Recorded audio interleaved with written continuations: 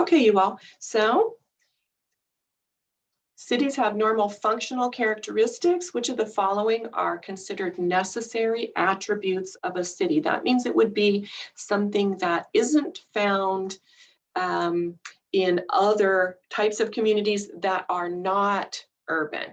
So it can't be something that's found in any kind of community. So A, large population size alone, multiple family housing, large population in closely packed housing of any variety, or are none of these there?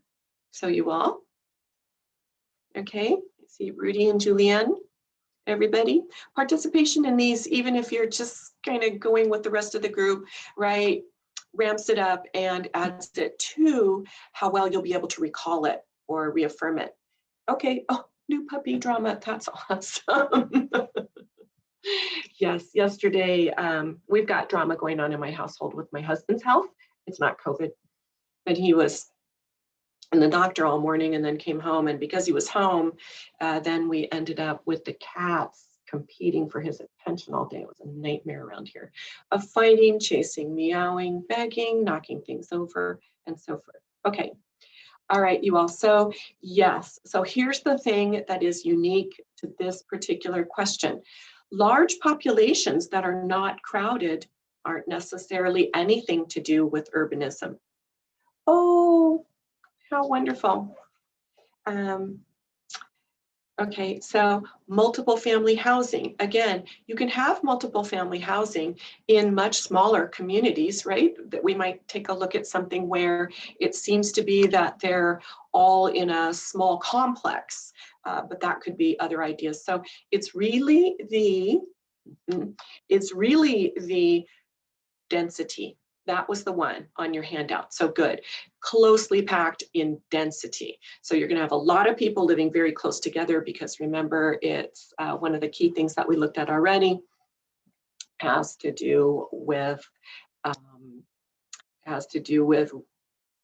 in an early urban state and in an urban environment is the question of how they're going to resolve their food and water issues. Okay, so that was good. Let's look at another one. I'll give another one here that I put together. So provenience. This one is from a while ago, but again, because I've mentioned, and in our last unit, you did chapter readings in regards to ethics and survival of sites and so forth. And in this particular chapter that you're looking for right now, chapter 5 on social organization, it's really clear that provenience, and these are just coming up in any particular order here, just like they do in your questions there, that knowing where something comes from is something that's been brought up constantly for an anthropological view. For art history, I don't really care that much. Obviously, you heard about museums collecting anything, whether they were looted or unethically removed. So the most important thing is age, place of origin, cultural context, or technological information about the artifact. What would provenience you all be more variety for? Okay, Jorge, everybody? We're thinking. Okay, thanks you all. One, good. All righty.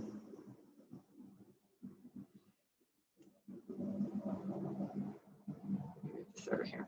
All right, now, as we go, those of you that chose C, cultural context, that is accurate. Now, why is it that sometimes students get confused? Provenience does tell us exactly where it came from, right? We know exactly where it came from. We know what level or strata it might be returned from. We, right, we're getting a three-dimensional location, but archaeology, right, is embedded in anthropology. And in order to interpret those things and get an idea about, for instance, the person's social status chapter that you're looking at, or perhaps occupation within society or so forth, in order to link a thing to social organization, we need to have provenience. And that's the thing that's the hardest to do. We don't need provenience to actually obtain technological information about any form of artifact, right? And sometimes there have been so many things that have been archaeologically excavated from a particular culture or site, so that we find another one that matches almost identically without provenience, we're still going to probably have a good idea of age. So it's this one. So cultural context. And I know it says place of origin, but the most important one here, most importantly, because it's in order to get the kind of information that only can be derived from investigated in situ. Remember that one, in situ, is going to be culture.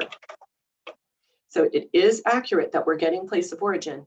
It is accurate that we're getting a time from an artifact, but for us anthropologically. So in this one, it would be cultural context. Okay, hopefully that clears that one. Thanks for participating on these, but I found that sometimes when we do these, and I do them more often when we have face-to-face classes, but when we do these, it really helps to see where we're going and why I wrote the article or the question with the bolding or in that particular wording. I'm frequently sure when I look over exams that students mainly did the reading. Sometimes I can tell not at all, but mainly did the reading, but don't completely understand what the instructor's asking you for. So that's why we do these. And one last one, preservation. Again, preservation, super important. Now, for the two that we started with, Sumer and Egypt, preservation's not much of a question, right? These are desert areas with that don't have too many of the risky things. It's why they're so famous as well. But in other places in the world, preservation's a big deal. So, and speaking of in your chapter that's going along, so preservation, like artifacts or human remains, is A, biologically and geologically constant across all environments and cultures. B, we only really care about preservation when we're analyzing organic materials. C, preservation doesn't have too much to do with the analysis that we do on artifacts. Or D, again, since we can only analyze what we can collect or retrieve, it isn't something that we worry about too much. Or E, none of these. I don't write very many questions that have 5 potential answers, but sometimes they pop up, especially towards the end of the class with me, because you have so much more background and more vocabulary and more familiarity with the course than I can do things that are a little bit more complicated for you. So which one would you choose on this one, preservation? Is it the same in every biological or geological environment? Is it only of concern for organic materials? Okay. Does preservation have not too much of an impact on the type of analysis we do? Or is it something that analytically we can't worry about because we can only really analyze it if we do this? Or are none of these accurate? Anybody else want to chime in, please? Okay, so this is another one where really often students who are really on top of things take a look at it, look it over, and may not have the most accurate option listed. It doesn't mean you don't know things. So in this particular case, for this question, and again, it's been a long time since we thought about preservation. Anybody else chiming in here?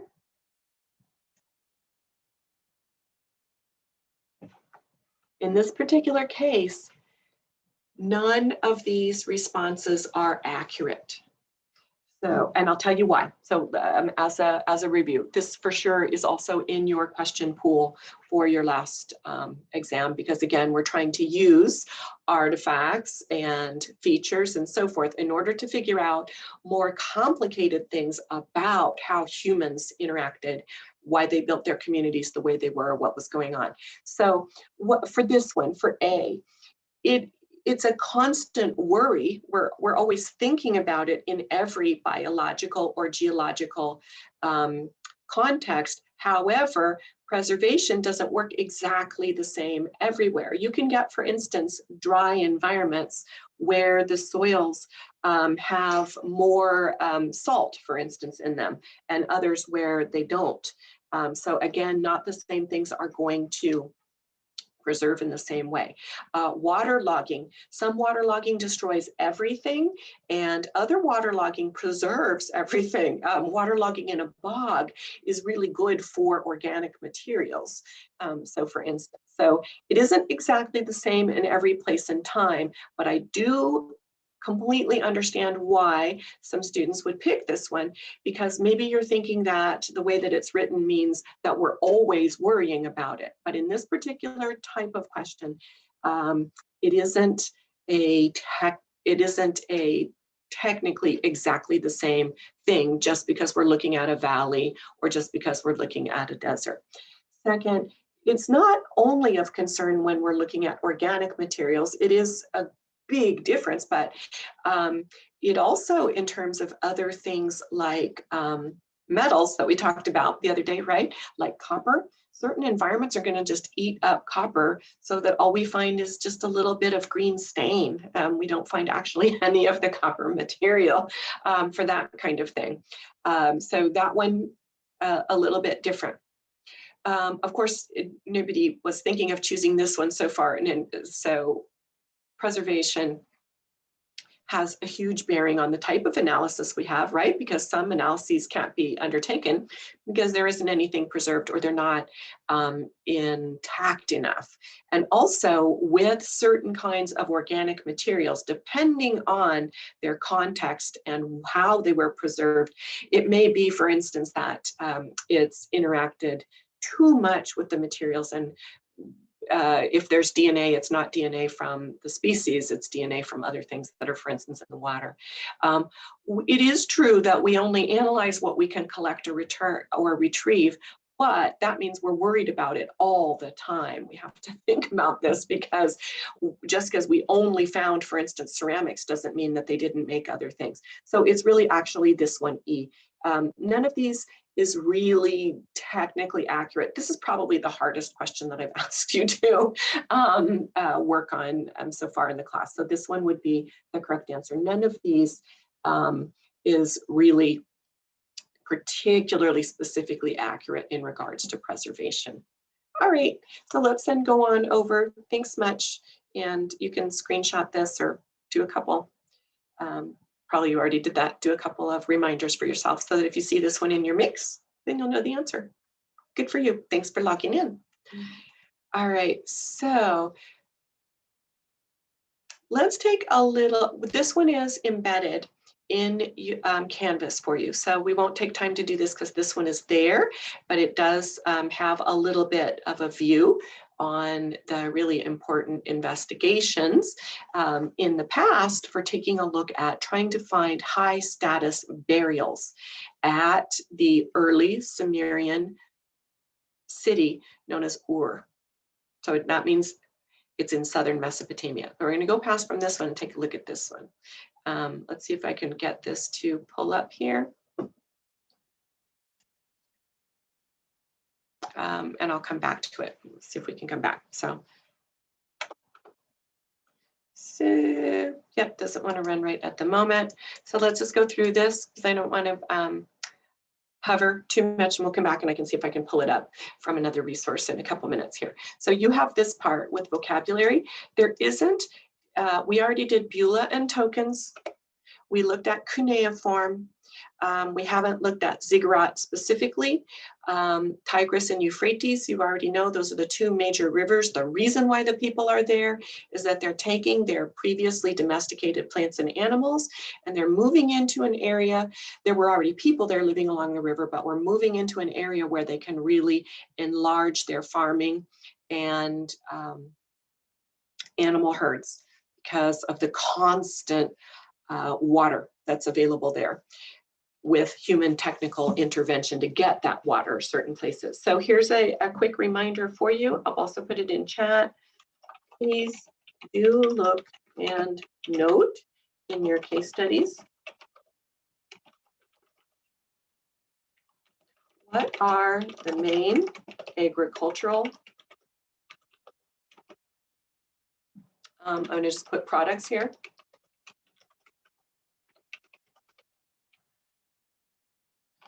For the Sumerian economy. If urban states control and manipulate agriculture, then it means that what is being grown or herded or produced is part of their economy. It's a core part. It's not just to feed people, it's to use for trade and other sorts of really important core activities there. So while you're going through the reading, what does it say that the archaeology so far is pointing to as their core agricultural components of the economy there? So you will see that in the mix. And then Sumer is the term for the whole region. And you've got Eridu as a case study, Uruk as a case study for there, and then it does mention Ur as you're going there, and you have a little bit of reading also that has Ur. Okay, so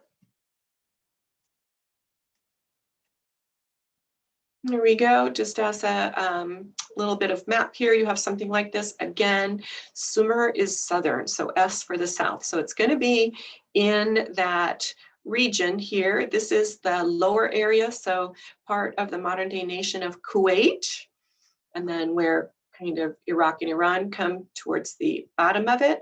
Remember, the Fertile Crescent was on the edges in the shape of sort of a horseshoe. Mesopotamia is in the center of the Fertile Crescent. It is not the same technical region. So all of it is called between the rivers. So that's what Mesopotamia is. So Potamia is rivers. So that's why you are all familiar with the name of some African species. Currently, they're only in Africa. Hippopotamus. Hippopotamus means river horse. So the hippo and potamus. The potamus is the river part, and hippo, like hippodrome, were racetracks in the ancient Mediterranean area. So yeah, the names are a little bit there. So Eridu is way far to the south. Uruk, or these areas very closely together. Now, if we have photos of the region today close to these areas, you can see that it's beautifully green because of irrigation and canals. It was even greener in the ancient world. Unfortunately, being in North America today, pretty much the only images we get from this part of the world make it look completely dead, totally deserted, and just, you know, the most awful looking, scary looking, unhappy looking environment ever. But remember, a lot of what shows up in our media is filtered through the eyes of how we politically, and that doesn't mean you and me, how our countries politically get along with that region today. So they make it, they give us more that looks awful because they aren't liking that particular part of the world. But there are beautiful green areas in Mesopotamia today. So this one looks like it's going to run for you. So let's take a look at this one. It's just a couple minutes. In the period from 10 to 4000 BC, witnessed the most important single innovation in human history before the Industrial Revolution. The seemingly simple change from acquiring food entirely by hunting and gathering to producing it through cultivation and stock breeding. Sitting at the crossroads between Europe, Africa, and Asia, Mesopotamia, the land between the rivers, Tigris and Euphrates, perhaps holds deeper significance for the history of human progress than any other. In the Sumerian civilization that arose here, we find the earliest known archaeological examples of the wheel, writing, astronomy, the division of time into minutes and seconds, and the first true cities, and many more firsts. Sumerian society developed in southern Mesopotamia.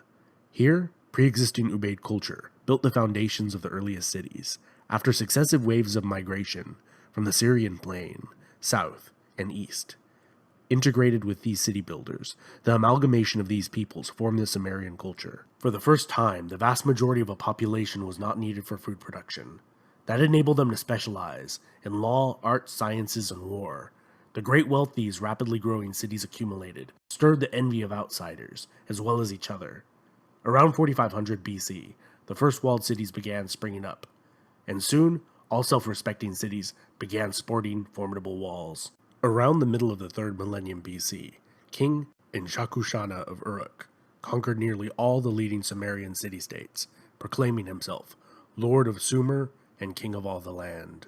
His day in the sun would be short-lived. King Eannatum of Lagash would conquer Uruk, and set about conquering Uruk's former tributaries. During Eannatum's conquests, he would lose an eye to an arrow, but that would not stop him, and he would campaign as far north as the kingdom of Mari, and east as the Elamite city of Susa, and extract tribute.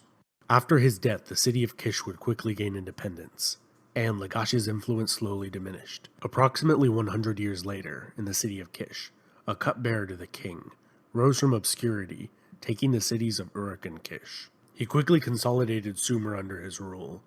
Perhaps his humble origins eased the assimilation of conquered cities, as class distinctions in Sumerian cities had led to growing resentment by the poor for the privileged upper elite. He would continue to campaign until all of Mesopotamia was under his rule, generally regarded as the first empire in world history, ruling over people of many languages and making use of a large bureaucracy, where he replaced native Sumerian with a Semitic script, using Sumerian characters known as Akkadian. For the next 150 years after his death, his descendants would rule this empire. Susa in the east would rise up to challenge Acadia. The Gutian people, also coming from the mountainous east, would raid the Akkadian Empire, using hit-and-run tactics, eventually pouring in to conquer the frustrated Akkadians, and burn their capital city of Akkad to the ground. Its location has never been discovered. They were supplanted by the Neo-Sumerian Empire, also known as the Third Dynasty of Ur. This 100-year period of Sumerian resurgence was brought to an end by the Amorites, an invading tribe from the south. Although the age of Sumer was ended, the Amorites would adopt much of their culture, and their capital city of Babylon would one day become legendary in its own right. This has been Epimetheus. I hope you enjoyed this brief overview of Sumerian history. Big thanks to all my patrons and followers. You guys are and you can become a subscriber. Okay, so yes, there's what they mentioned a number of things going on that we're not actually going to have to ask you to answer questions about. However, you saw that from a really early beginning of the first of what could be considered urban areas, it rapidly sent with the political center on rituals and religious elites and the big center of the community temples, it rapidly moved into political and warfare organization with lots of competition. The wealth was drawing in all kinds of people later. And so, yeah, so many things that you've heard about, including like Babylon, but Babylon's not real early on this trajectory for that one. Okay, so just again, mirroring what we're really heading towards, which is how this is the foundation, these types of social organism foundation for much of what's happens historically later on and is still happening today. And with writing, that's how we know the names of those individuals and the names of some of their groupings and their enemies and celebrations and so forth. Okay, first known urban culture. So by 5500 BC, so 7,500 years ago, we're clearly seeing the beginnings of this Mesopotamia society. It phases out as its own separate area and becomes part of an empire that's dominated by further north around 1500 BC, but is Very, very important for an extremely long period of time. I also loved in his quick little overview where he said, oh, the capital city of this particular empire builder, we know the name was this, but we've never located it. I'm all so exciting that it's never been located. So it probably hasn't been looted, and it might still be there for investigation if geopolitically the region gets in that particular phase. So challenges and opportunities, you have this. So biggest deal here, they really did not have a sufficient rainy season. One of the reasons that domestication started in the Fertile Crescent is that in the 10,000 years ago, it was rainier, they had a rainy season, the wild ancestors of all those plants and animals lived there, and it was a very lush place to be with lots of permanent water. So lack of rain means that if you want to expand or move in a new area, you've got to hug those rivers. So they really didn't have local sources of heavy duty building stone. They had some types of stone that are softer. And so with softer stones, you can build things of a certain size and weight, but you can't get certain kinds of construction going. They didn't have good or local sources of precious stones. Now, here's another one, which is why I showed you originally that princess or queen style outfit going on. Nothing it was made out of except for the cord that was holding it all together was local. So they had to trade for all of those kinds of things. Vocabulary term here, let me see, I can just add it right here real quickly and annotate. I'll just do it with black and thicken it up right here. So what is the term for the occupational specialty where they take precious stones and make them into ornaments or things that can be worn, like you would call them jewelry, or things that are decorative on fabrics, leather, and so forth? It's called lapidary work. So that's our term here for, I'm gonna shut that off for the moment. So that's our term for working with precious stones. They didn't have any heavy duty wood. Now there was brush and shrubs, and they do have, even further south, lots of the big water reeds that can make good floating mats, things that can be for everyday kind of roofing and other materials. However, heavy duty wood to make the type of roof beams they would have needed for the interior part of lots of this clay-based housing that they're talking about, and for things that were considered valuable and desirable types of furniture, boats, at least parts of boats and so forth, not local. So we didn't have any of that. No sources of ores or metal. So that gold she was wearing, and then they made it beautifully in the shape of leaves and flowers, and she had earrings and a headdress and a little I'm going to say crown kind of thing sticking up and so forth, not local. They had to trade for it for that. Softer metals, though, early on are going to be the ones, copper and gold are going to be the ones that we see in most circulation for trade. So when you look at really famous Sumerian artifacts, and they showed a few, and I did embed a clip for those of you that are super excited more about art history and the beautiful objects that are produced on a well-preserved and analyzed wooden box with inlay and art all over the outside of it. So just keep in mind that those things, part of the way that we are analyzing social organization is that there are not too many of those, and it's clearly the work of an occupational professional, but all the materials they are using that have to be insured for trade. So it means that hardly anyone's going to have those things, and not in very much volume. So that's what lapidary means down here. And sculptures, lots of the sculptures. All right, I need to pull this up again. Clear everything so it doesn't stay.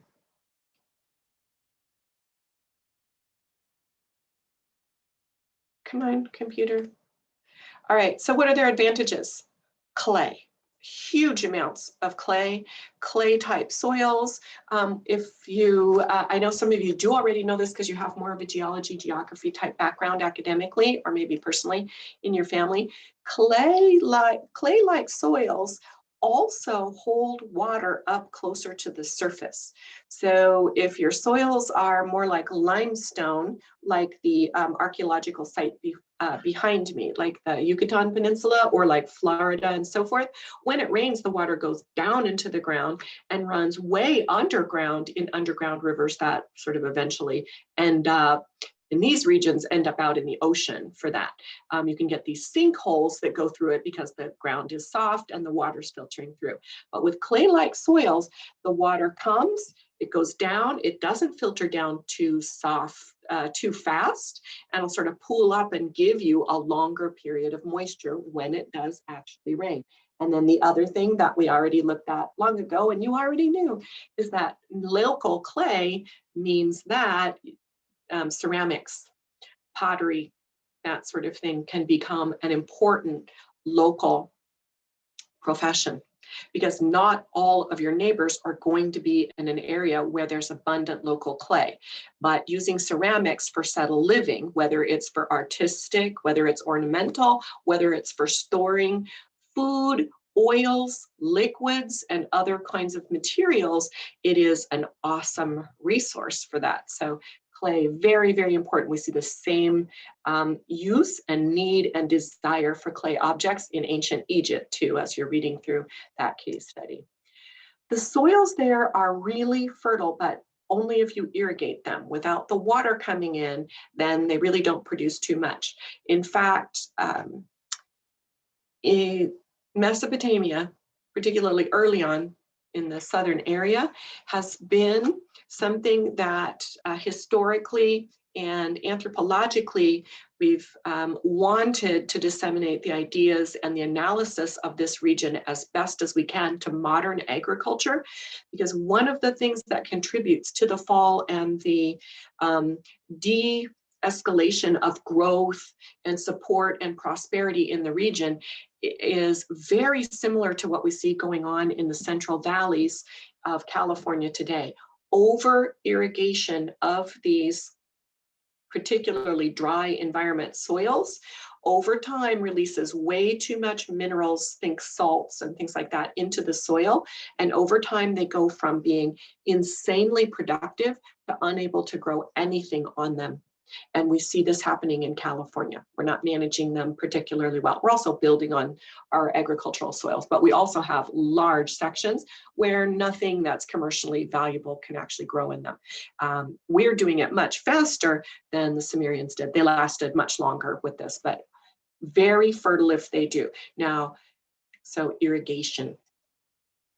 The Tigris and Euphrates rivers would be huge rapid transport highways, of course flowing really, really rapidly to the south, but of course with lots of boat technology, then you can end up knowing when to do this and how to go back and forth along. So transport, because they're big rivers that go a long way and have a lot of force, then they will have enough power in the river, if you learn how to make the canals correctly, to irrigate a long way away from the river, and also to move water well into the urban centers for at least certain parts of the peoples. So as if you've already gone through this reading and you've looked either the case studies or the embedded articles, or even just the images that I've embedded, you'll see that we know these cities had walls. If they have walls, they have to have a way to keep water coming in, right? Because if you're walling them and then another group comes and wants to lay siege to you, if you don't have any water that's coming in a way that the outsiders can block, then what? You're going to last a few weeks, maybe a few months, but you're not really going to be able to hold out. So walls and irrigation and water management and storage of large amounts of food and calories for emergencies, all of them go together. Cities cannot feed themselves, remember. Okay, so those were their biggies. Now, for this one, we do need to look at a couple of terms for phases of development. So that earliest phase is called the Ubaid period, and it goes from about 5,300 to just a little bit younger than 4,000. So about, about what, 1,300, 1,400 years or so. The Ubaid period is where we see the beginnings of the foundation that will later on support cities, but this is not technically urban in every respect early on. So the first thing that they have to have always is intensive agricultural system. Remember, intensive means inputs of labor, fertilizers, more human work, may more be, for instance, more human work in order to make the canals to bring the water in, to build wells to bring the water in, to, right, to, if it's in a hilly area, terraces, whatever it is, and then human labor to bring in fertilizer constantly, because you want that soil to produce all throughout the year. And without feces from humans and animals, food waste and that sort of thing, then you're not going to be able to keep that soil fertile enough over time. So this is the beginning, during the Ubaid, the beginning of an irrigation agriculture.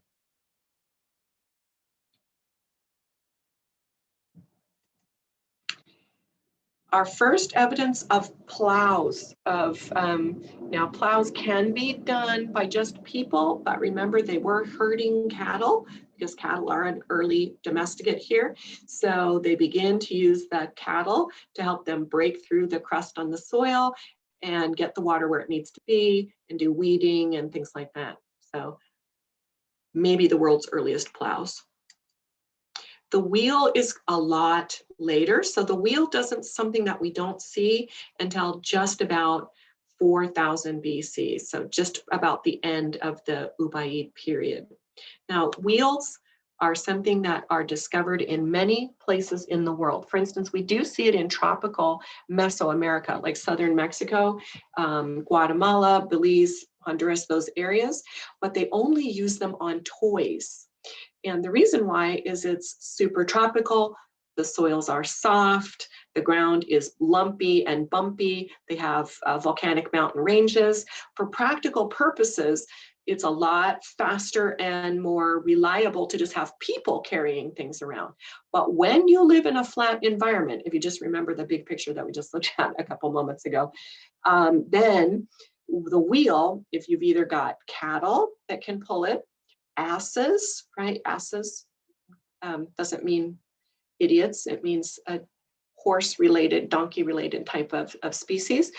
Horses eventually also, but horses generally are not the main initiator of wanting to have wheeled vehicles. It's usually slower moving, more powerful animals. Once horses become reliable domesticates, they're almost immediately incorporated into warfare. I know, yeah, of course. But these places were wealthy and they had competitors and they wanted to hold on to what they had. So if we look in the landscape here, you can see for this, again, the Ubaid period, and you have a case study called Eridu in your reading, that we can see that this is a fairly flat, landscape. Why that went backward, I don't know. I didn't click or move anything. It just did it. So I told you, my computer's starting to go on strike.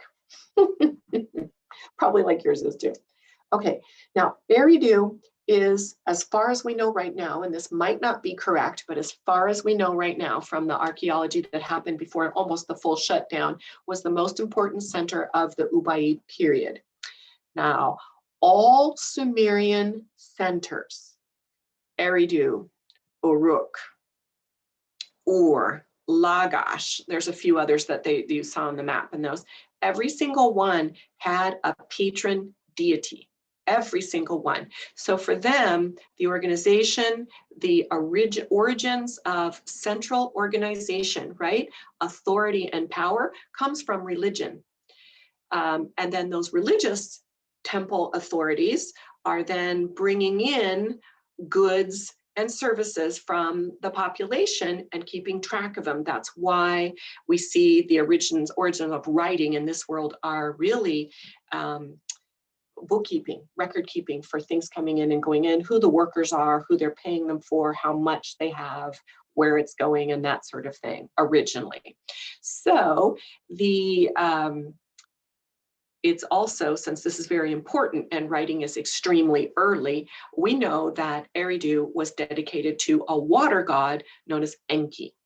The Sumerian society had both bio-male and bio-female supreme deities. So some of the cities were dedicated to female deities, and they saw these deities very similar to the way that you've been familiarized with kind of the pantheons from ancient Greek and ancient Roman society, that those gods, while they were much more powerful than humans, had human personalities. They were jealous, they were sexual, they liked to have parties, they would sometimes punish, they were sneaky, they were generous, they had moods and emotion, they had marriages, they wanted to be served. So humans in Sumerian society were servants to the patron deities. And the people that did the translation of what deities wanted originally were also the people running, as far as we can tell from any archaeology we have right now, running the whole organization of the centers. So Eridu has a very early temple that was used for thousands of years in the same location. It's not yet the full form that we see temples later on, but you can see here in the environment and a little bit of the leftover. Now, all of their building materials then are going to be clay, you all, because they really don't have hard stone so much initially. And then later on, they're importing hard stone for some of these. So it's the earliest known settlement in southern Mesopotamia, so Eridu. E for early. This is how I actually remembered things when I was in college. 200 UC Berkeley units later. I actually took classes at a couple of other universities too, one of the Cal Polys and so forth, but the simpler way that we remember things, the easier and better it works. It doesn't take as much time. Okay, so again, here we are. The Tigris and the Euphrates is the one further to the west here. Eridu is way further down in the area. Eventually Uruk and Ur right here on these zones as well. And then I think there's not too much that you have to, that you're going to be asked to take a look at, but you might recognize some of these other names. Again, when educated, responsible artists make reproductions of what these sites looked like based on surviving art objects, archaeology, satellite photos, solar, a little bit of LiDAR, not as much as we would like, and now flying over the area is not anything that really can be done, right? Because it's taken as intrusion by US or other country militaries, so we can't really do those over things. So really actually just old photos from flyovers from a long time ago are being used as the best that they can. But they are showing that without wood, they're using these bundled reed boats that do a great job if you know how to make them. These were also used in coastal Peru in ancient times. They work very nicely. The docks that you're reading about, and then the ramps, storage areas, and the walls of the ancient urban centers. So during the Ubaid period, then again, it is the only large town that we can find. It does not seem to be urban yet. So Eridu does not have the later on, full-blown temple system and doesn't seem to have all of the aspects of urban. The population is pretty large. It's starting to be crowded, but remember there needs to be at least 3 discernible social classes, and we need to have some sort of centralized government that is performing a lot of other functions for them. So it's right on the edge there, and it's probably almost urban-like around that 4000 BC mark.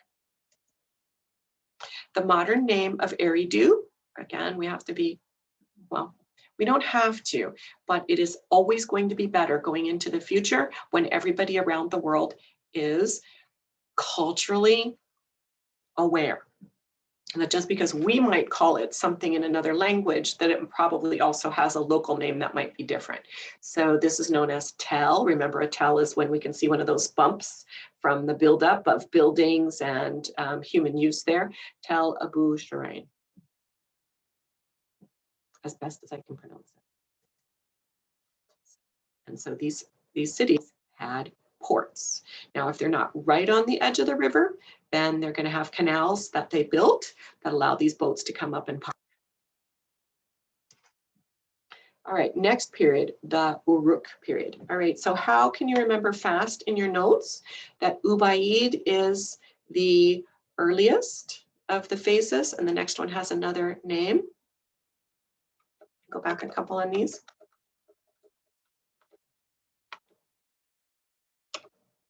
So, right, and what's going on with Ubaid? So with Ubaid, we've got I here and A. So intensive agriculture. So intensive agriculture has to come first. So that's how I always remembered it in college. It's the intensive agriculture early phase there. So Ubaid.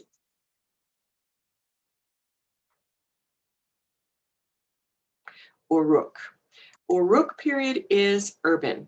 So in this one, around 3900 BC to about 3100 BC, this 800-year phase is when we see these full-blown cities. Now, this one is the world's earliest known city, sometime in this period of time. And again, all of our dating is better now than when the archaeology first started. So there will be an exciting time when we get a little bit more on these. So this is a great artist reconstruction of kind of what we see going on. Walls, a downtown area that is walled from most of the rest of the population. These big market and production areas, storage facilities, and so forth. The canals coming in to different parts of the city because that makes it a little bit simpler. Agricultural area is going to be further away here, and then the center of all of these. So they have a population by the end of the period of about 50,000 people. Now, in your reading, the one that says social organization, the big course text type reading, it mentions that for not just a city, but for an early state, right? So when we're really got state level organization. So they are urban, social classes, they're doing certain types of organization and legal management of people, right? You have those handouts that probably we don't see this in this area or Egypt as well until the population is at least about 20,000 people. That seems to be the level. But just as a city in these early stages, maybe without the full governmental impacts of the rest of it, they might really be urbanly dense with a beginnings of a middle class at a little bit less population. So population at this seems to be about 50,000 individuals, and the center of these cities now are always the ziggurat. And here you can see it, ziggurat. So for your notes real quickly, a ziggurat then is going to be a super huge, it's always the biggest structure. They were accessed by these big ramps. So they do have a front. They have several different levels on them. And then they have a lot of open space at the different tiers. We know that there were some ritual or shrine activities going on here, but we also know that these are areas where they were conducting, making wine and beer, storing and processing crops like wheat, barley, oats, and then having other types of governmental meetings and so forth. So these were for multiple uses for these, and they were the center of everything, and they were devoted to the patron deity of the city, of this big center. And since the patron deity wanted to be fed, celebrated, honored, recognized, and so forth, and the patron deity needed humans to pay tax to the patron deity, then that's why there was where we find these records that the things were going on here, not just singing a song. This is different than in Egypt. When you're reading about Egypt, their shrines were for shrining. They were making offerings, they were marking the days, they were celebrating and so forth, but that's not where manufacturing was going on there. Here a little bit different. So mass production happens during the Uruk period, and a widespread use of the potter's wheel. So again, to rapidly make ceramics. It gives us an idea, because a potter's wheel allows you to make pots or ceramic containers really fast. And they weren't just small things to eat and drink out of. They were huge, heavyweight things where you could use to store a large amount of oil, a large amount of other liquids, a large amount of crops, dried fruits, vegetables, and so on. And yes, they were making beer and wine. And for the governmental workers, they weren't paid in currency, they were paid in food like bread and beer. And fascinatingly enough, because remember the early documents have a lot of business or accounting emphasis here in this part of the world, they had female and male employees or workers, and the females were given smaller rations than the males, so they were being compensated a little bit less. So for Ur here, so this one, Uruk is the oldest one, Ur is another one that comes along. So the modern name, if you wanted to find it on a map, is Tel El Mukayar for this. And we can see, and the best, most current photos that I could find that we could use and take a look at are actually photos taken by US military during their period of being there during the Bush administration and more recently here and making visits.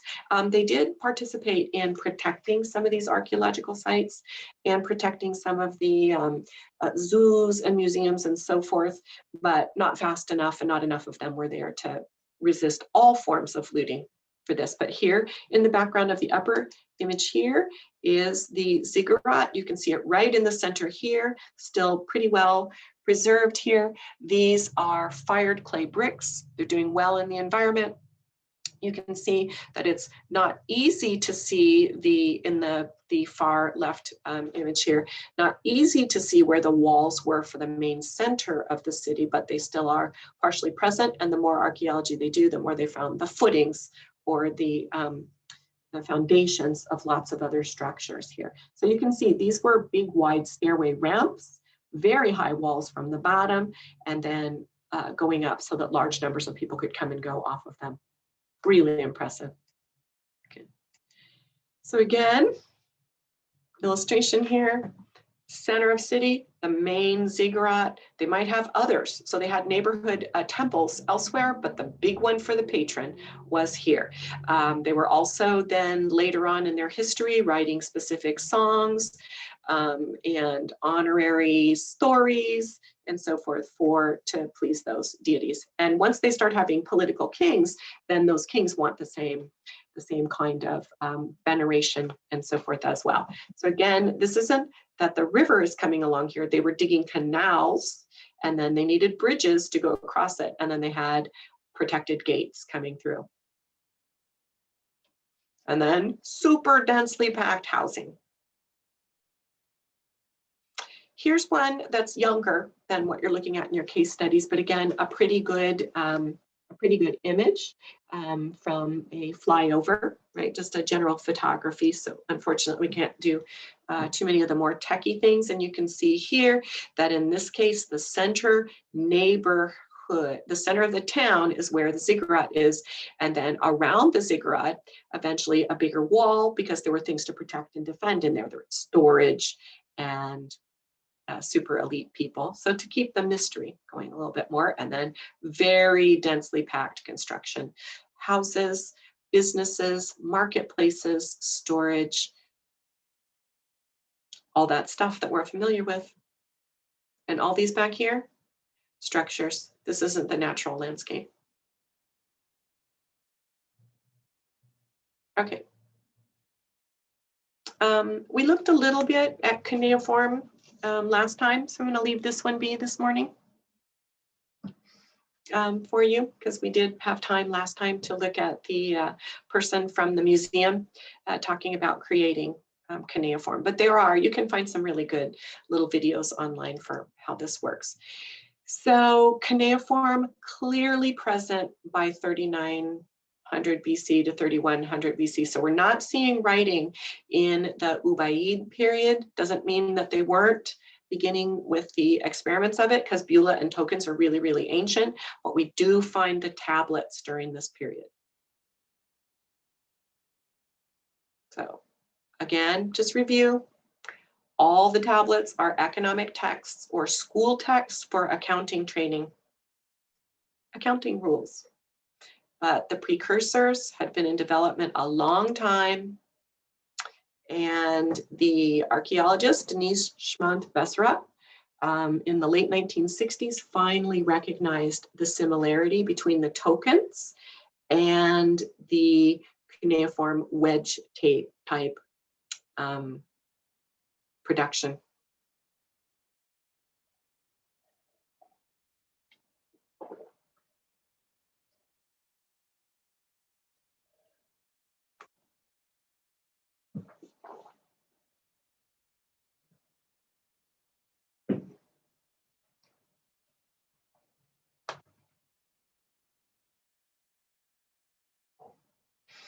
Okay, you've got that in a couple places in your reading and theirs. All right, so we saw this one. This is the one we watched from the Getty Museum.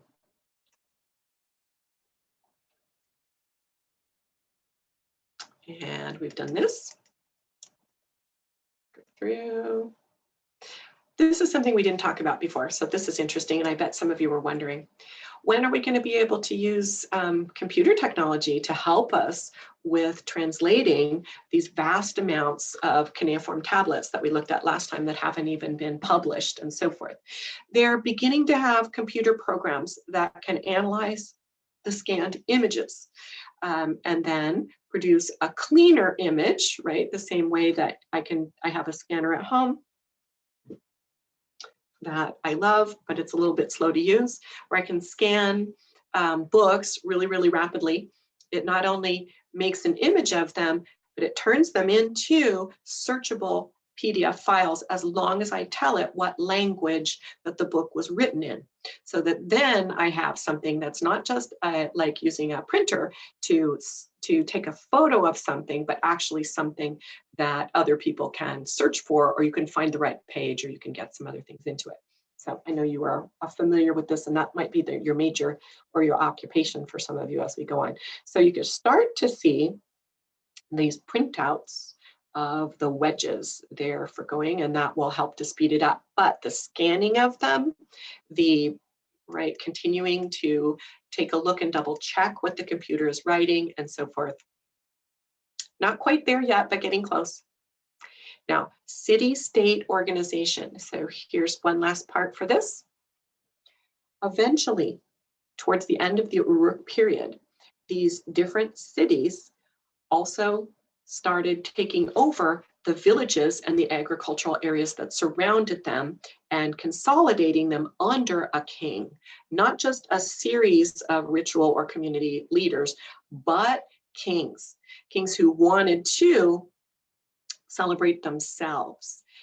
Each one of them was their own essential country, and that type of political organization is called the city-state. We see this in the classic Maya as well. They really never had leaders, especially early on, that were able to bring in extra cities. There was always one huge city and a number of other towns and smaller villages and outlying areas that each city was managing, right? And part of what they have to manage has to be fields and production. They have to have food coming in, and they need some other materials then that they can trade out to other areas. So the kings begin to celebrate themselves. So initially, while it's accounting, over time, human hubris, right, pridefulness, makes it so that they want to also celebrate their activities. And that's where we get the records of things like, for about 30 seconds there on the video we looked at, the work of Sargon of Akkad, where he eventually takes over a fairly large area, at least briefly. So eventually we've got songs, laws written down, right? That's power. When you have a law, that means you have the legal power to make decisions and force everyone to conform to them. So law, that's part of the definition of the state, that we have a social class of people that have the right to enact power. That also means they can reward. It doesn't mean only bad. Mythology, letters, that sort of thing.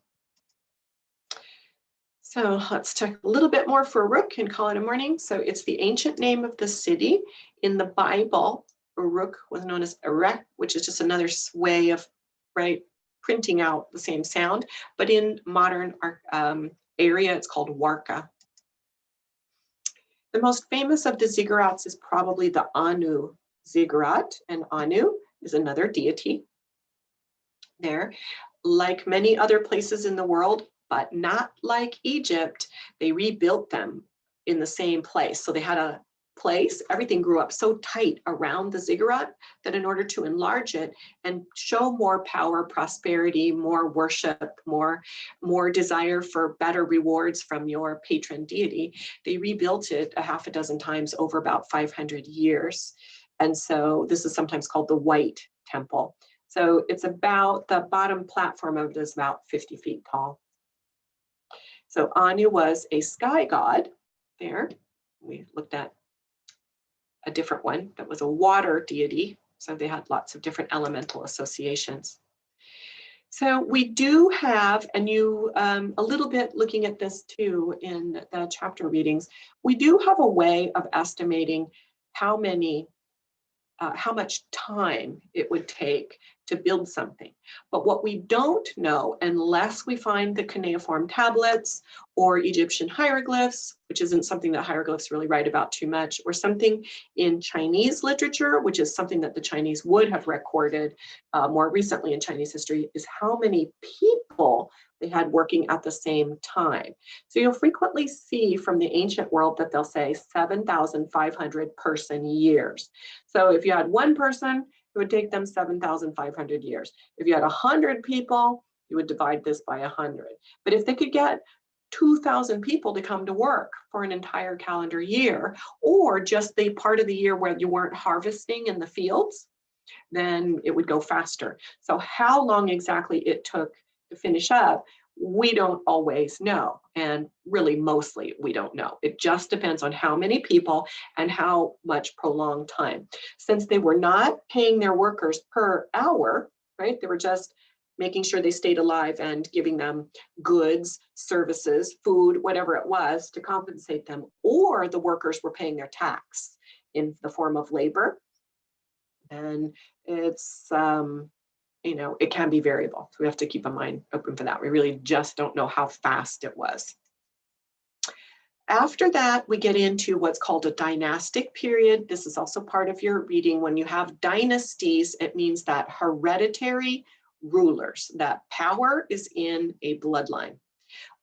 So this is when we began to see that that bloodline will celebrate their relatives, and we can frequently see that in cemeteries. So the city of Ur, right, the Royal Cemetery of Ur, they did locate about 2,500 burials. And this is one of the not so awesome things about earlier in the century and late 1800s archaeology in the region. They really weren't trying to find out about everyday people at all. They wanted to only find out, could they find the most beautiful things? Can they find precious metals? Can they find the biggest house? Can they find the wealthiest burials? So one of the cemeteries had about 2,500 burials in it. And of those, only 20 of them were clearly people with a really standout social status, from the form of the burial, from the burial goods that were inside, and from the fact that they had extra people that went to the next realm, whatever that realm was, at the same time as the central person who is being buried. The most famous of these is the burial chamber of a woman who's known as Queen Shubad. For that one, and you can find that, and it might be something that shows up in an art history class or so forth. And so That's the end of this one. Let me do stop share for a moment. And I'm going to make this go down so I can look in the back.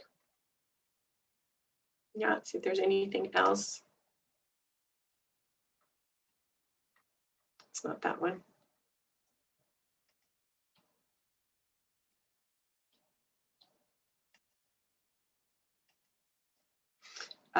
For those. Okay, so you all, so we're not meeting obviously on Thursday. I'm going to shut off. Let's see if I can find where are my